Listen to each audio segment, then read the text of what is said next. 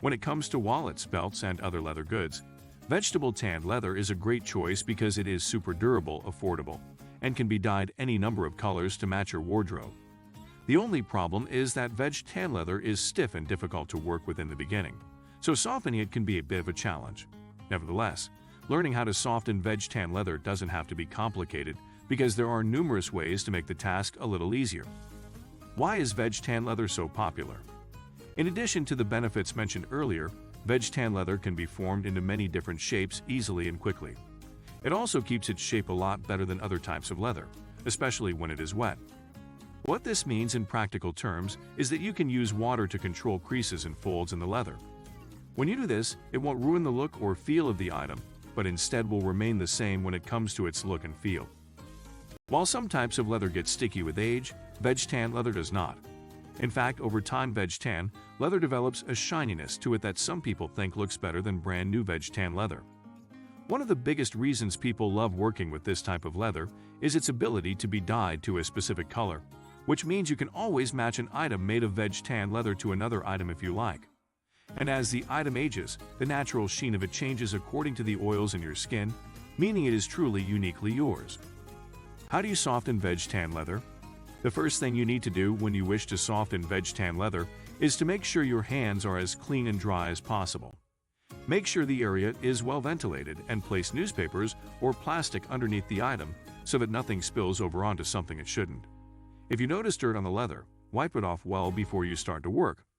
This is important because if you don't get the dirt off at this point, it may get pushed further into the item later on during the process.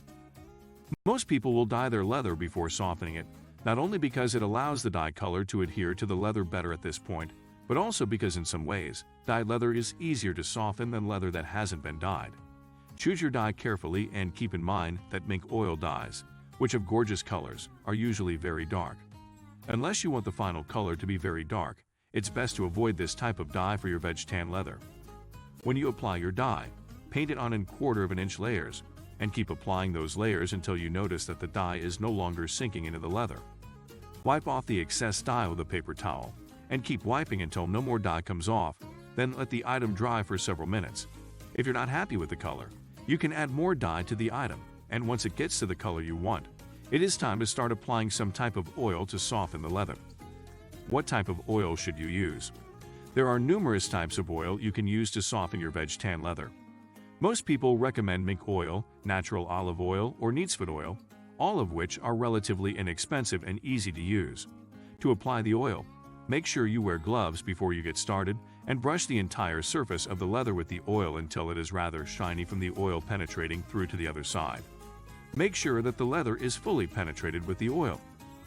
Once you apply the oil, let the item sit for 15 to 20 minutes so that it is fully absorbed into the leather. Darker colors may require you to wait longer than 15 to 20 minutes, so you'll have to watch it carefully to know exactly how long to let the oil absorb. After 20 minutes or so, look at the leather and, if necessary, reapply more oil and wait another 15 to 20 minutes. Once you're happy with the way the leather item looks, you can move on to the next step. The key is to make sure you've applied enough oil so that it totally penetrates the leather item. It will get darker as more of the oil is applied. After this step, you'll want to let the leather item dry completely, which usually takes a minimum of 8 hours. In fact, many people choose to let the item dry overnight just to be on the safe side. Once it's completely dry, apply a very thin layer of lotion or soap to the leather with your fingers using a circular motion. Do this for up to 10 minutes but no longer. After you're done, wipe off all of the excess oil and let the leather item dry overnight. As a general rule, you'll want to let it dry 2 to 3 hours for every coat of oil you put on it, but overnight is best because it will make sure the oil is completely dry. Conclusion: keep in mind that in addition to the oils listed above, you can also use wax or glycerin to soften your veg tan leather. Oils leave a nice sheen and usually darken the color slightly, and they make the leather more pliable. Glycerin will remove impurities in the fibers of the leather, but produce a clean matte finish, not a shiny one. This type of conditioner is best for older leather and not brand new pieces. Finally, wax conditioners require that you apply them with a soft cloth. Let them sit for around 5 minutes until dry. Then buff them with a polishing cloth to get the right look and feel. Softening your veg tan leather is not difficult. You just have to decide how you want the item to look before you decide on the type of conditioner to use, and the rest is simple.